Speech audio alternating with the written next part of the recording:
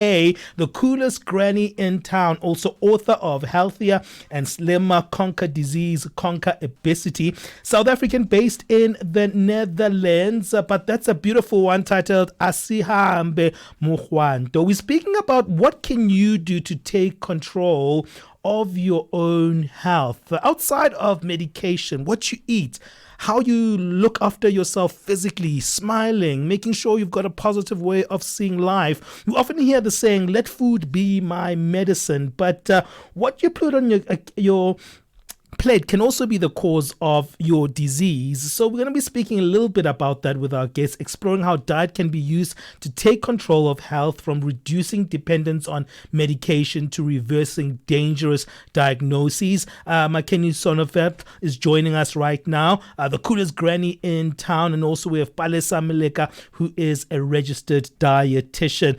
Thank you so much, coolest granny. How are you today? I'm super and very grateful to be here. And how are you? We are so happy to have you. We love your song. I'm going to use it as my gym song from now on. Especially, I think the rhythm is going to work for me when I do skipping. Don't you think, Granny? That's the whole idea. By the way, there are two theme songs, and they are they are for two reasons: to help you with the beat of exercise or walking briskly, and also the text is very important. I love that. Let's talk a little bit about yourself, because at your age, how old are you, Granny? In 2 months, I'll be 72 years young. Wow. That's wonderful. That's incredible. At your age, people tend to give up, they let go, they don't even embark in having public conversations like the one that you have right now. What inspired you actually to come out and say, let's speak about health, not just because young people are the ones who feel they're allowed to speak about health. You have a lot of content online where younger people actually are the ones who are saying the message of a healthier lifestyle. But I think we need more older, well-versed elders in our lives like yourself to speak to us. What actually made you to say, you know what, I want to have a conversation around health? Originally, I'm a speaker, facilitator, coach, storyteller, and my focus was only on mental health because that's what I'm qualified to speak on. Since 1999, I've been doing this. And then in 2006, disease struck. I was so ill for 18 months and going through hell, and nothing helped. And just before I had an operation, I was blessed enough to find nutrition information. And in 2 weeks, I canceled my operation at Flora Clinic. And I became so passionate about sharing the information and went on studying more and more and more. And the more I studied, the more I realized how much what we think is healthy food is actually killing us and causing cancer and all these serious diseases. Mm-hmm. And what did you find out in your search, especially when it comes to what we put on our plates? It's all about what we put on our plates. I like your introduction that we can use what we put on our plates as medicine. But now let's take a step back and say medicine means we are reacting to disease. Let's use our food to prevent illness. You know, what I know now, I would not have got ill in 2006 if I knew what I knew now. And by then, my friends called me a health fanatic. I thought I knew so much. I was giving people advice on how to prepare this, how to do this. I was this spaza dietitian. And I realized later how much I did not know. So thereafter, I learned more and more, and that's what inspires me to share the information, because I really suffered when I was ill. I wouldn't like anybody else to suffer like that. Mm-hmm. And so what did you do to change your lifestyle? How did you change things around, especially in terms of how you eat?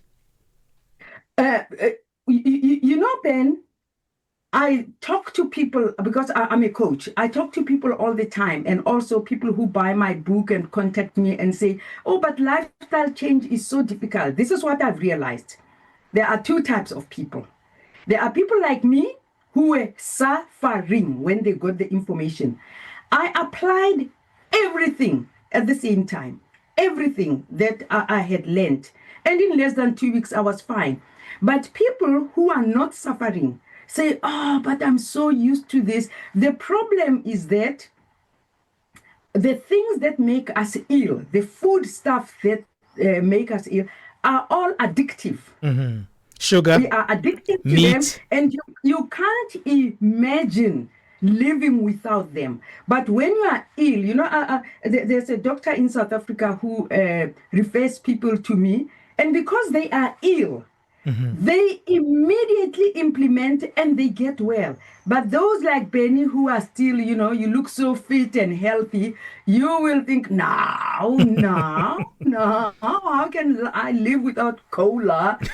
So what inspires people is moving away from pain. And I always say, whether we're talking about general life or about health, let's learn to move towards something positive.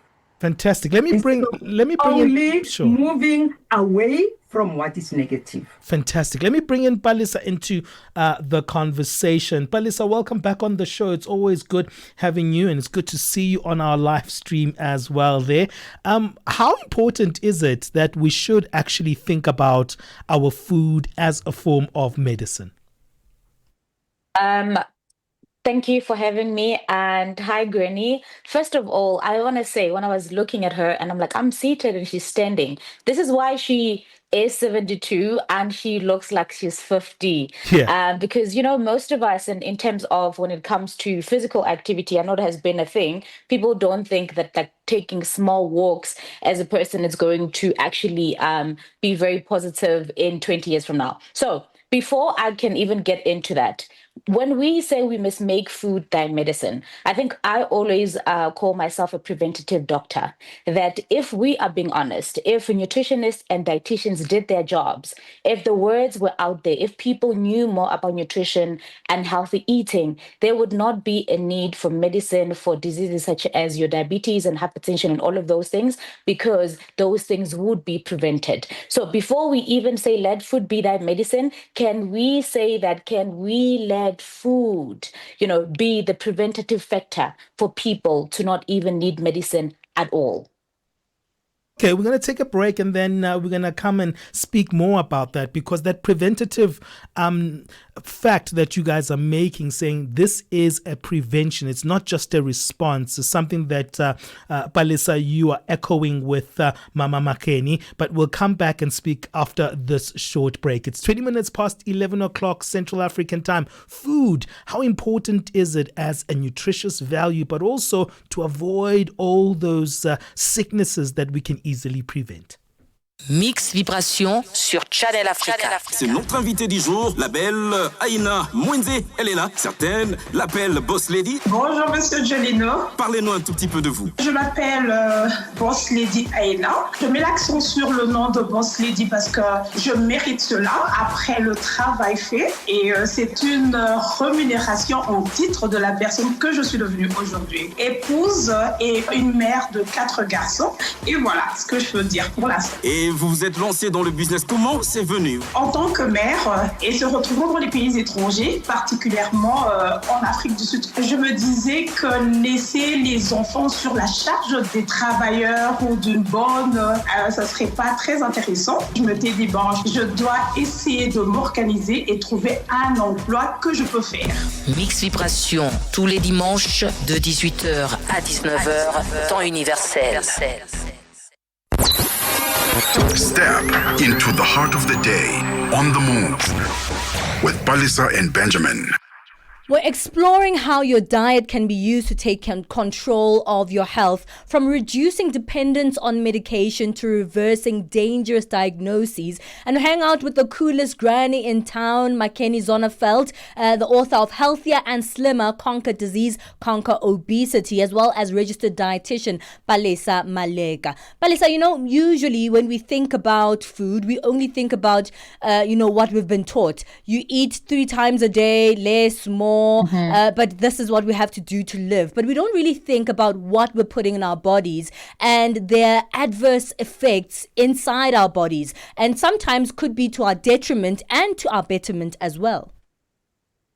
I think I just also want to mention something that is quite important, that there is no one diet fits all. And what do I mean by that? We all need different macronutrients. We all need different minerals and vitamins, because we all have different body types. We all have, different things altogether, from our DNAs and our genetics and all of that. And this is why then it is important, one, for people to actually know more about food. What is nutrition? What is healthy eating anyway, right? Because as Umama mentioned that, she was like a gym fanatic or a healthy fanatic and everybody, but she still contacted that the disease that she did at that time when she thought that she was eating well. So that is one thing that we also need to understand from that point of view, to say, what is healthy eating? That is number one. What are the foods that we need to avoid? That is number two. And when we say you need to be eating 3 times a day, what are we talking about? Portion control is very, very important. What is on your plate? That is also very important. We're talking, you need your macronutrients. This is your protein, your fats, and also your carbohydrates. But what type of carbohydrates? How do you prepare them? So healthy eating, it is very broad, and we need to be speaking more about that. There is something that was taught back in an university, and I had it for the first time, but I thought to myself, why is it that people don't know what are the South African food-based dietary guidelines? And this is just like a base to something that it should be platted in plazas. It should be everywhere, so that people can actually understand what is healthy eating. When I want to eat healthy, where do I even start? 100%. Cool Granny, you use your own story, first of all, as an avenue for other people, for people of all ages, to see the importance in the food that you eat, but also keeping fit, walking, and just, keeping yourself moving. But even more importantly, for those who probably are, in their 50s, in their 60s, who think, well, this is where life ends. I'm sure I can't really move that much anymore. I'm not going to follow through. But they can still use the avenues that they have to them, the free avenues, and maybe even some of the books that you have to really learn how to redirect their health again, right? Yes. You say something so important. Where do I start? The most difficult part of exercise is getting started. I say in the book, there's the difficult part. If you conquer that, if you get started, exercise is addictive. Once you get started, you will definitely continue. And also, I walk 7 to 8 kilometers every morning. I didn't start there. That's you great. don't aspire to start there. Start small. If you look like at my TikTok channel, at the coolest granny in town, etc., or I'm on all these media, Facebook, etc., you will see the wonderful, beautiful environment, safe environment where I walk. Not everybody has that. So I've solved this problem for the whole world. I offer a free portable treadmill.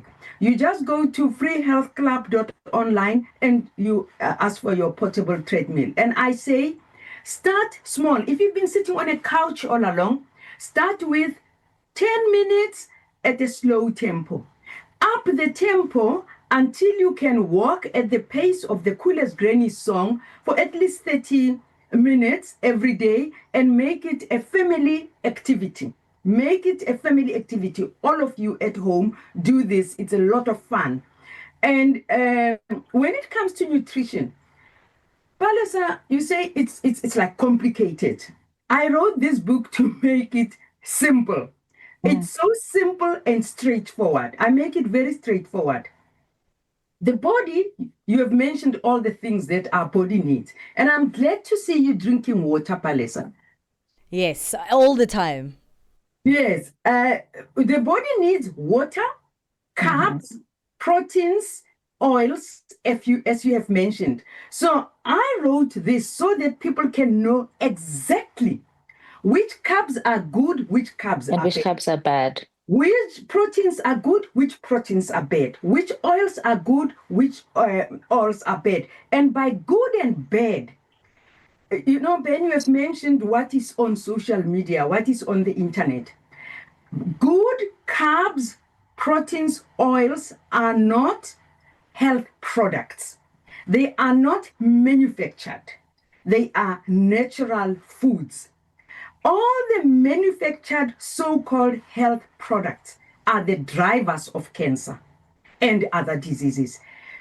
Anything that you buy pre-prepared or manufactured, over-processing causes cancer.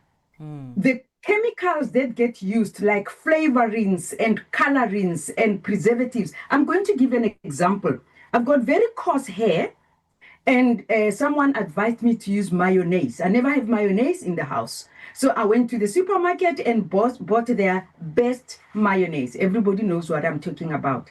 And because I used a little bit every 2 weeks, it lasted for a long time. And I was wondering, so I took my finger and tasted a bit, and it was still good.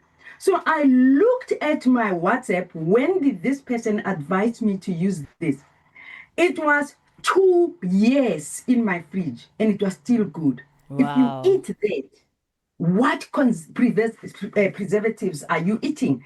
And if you can Google, how long does homemade mayonnaise last in the fridge? 2 weeks. So, we should be so careful of anything pre-prepared, and also labeling. When something, I used to love smoked cheese. And one day I realized, how do you smoke cheese? Do you take cheese and put it over smoke? No, it's a flavor. It's a chemical flavor. Everything you eat that is flavored, that is called natural. Guys, let's look after our health. My message is, let's eat real food. That's such an important thing that you highlight there. And I think that's how we can wrap it up. Palesa, what's your take with that assessment? Because labeling that we usually have on our food is something that we hardly do, and we hardly look at processed foods. We love our McDonald's now and then, and you spoil yourself. But how crucial is it that you should prepare your own food as part of this new lifestyle journey? I think even, before going into talking about the obvious unhealthy foods that are like, fried chicken and all of those, I think most of us know that is unhealthy. But then there is the part where there is unhealthy food that are mimicked as healthy foods. And I think that is what Granny is referring to in most of these preservatives and all of that. I'll give an example. So there is a protein shake that is currently trending right now. And when you read the nutritional value labels, in which a lot of people don't read that, it's just written that low calories, low energy, and low sugar. But when you go back at it at the back and you actually look at the energy and how much you're actually consuming in that bottle, is it actually healthy? If I were to scrutinize it as a dietitian, it is not. So we should also be very careful of food that is man-made, that is mimicked as healthy foods. So always making your own food at home, because you are in control of how much you're putting in there. You actually know what is exactly inside the food, as compared to when you're just going to buy a prepacked something from the store that is probably said to be healthy, but it is not. So healthy food is mostly food that is prepared at home, and also that is natural foods that you can actually see. If it's an apple, you can see that it's an apple. If it is spinach, you can see that it's actually spinach, and then you can put together a meal from that. All right, Mama Makheni, let's wrap it up just quickly. We've got only 30 seconds left. Let us know where we can find your book and your material online. Thank you very much. You go to freehealthclub.online and you find free resources there, including the treadmill, and you click on the picture of the book. You go to where you can buy the book. All right. And just something quickly. Ben, you said you treat yourself with a burger. In the book, I say, once the book tells you what are healthy foodstuffs, and I give free advice to anybody on how to make healthy food so delicious that you don't see rubbish as a treat. Fantastic. And that's what we do. We usually look at rubbish and say, yeah, this is a treat. I want my Coke. I want my McDonald's. But hey, we're going backwards, right? Well, thank you so much, Mama Makheni, for joining us. That's Makheni Zonneveld, also AKA the coolest granny in town, author of Healthier and Slimmer, Conquer Disease, Conquer Obesity. Thank you to our friend as well, friend of the show, Palesa Maleka, who is a registered dietitian. Thank you both for your time. Thank you. Well, let's quickly move on right now. We're a little bit late with our sports update, but